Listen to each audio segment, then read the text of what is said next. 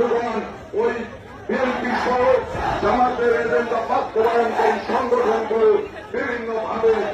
মানবাধিকার সংস্থা বলে এ কথা বলে সে কথা বলে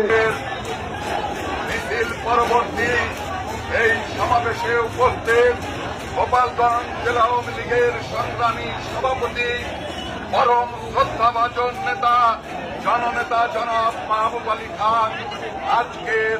এই সভায় উপস্থিত আমার প্রিয় মুজিব পাগল ভাই বোনেরা, আপনারা জানেন আমাদের প্রিয় নেত্রী দেশরত্ন শেখ হাসিনাকে অস্ত্রের মুখে পদচ্যুত করে তারা প্লেনে বিমানে উঠতে বাধ্য করেছে।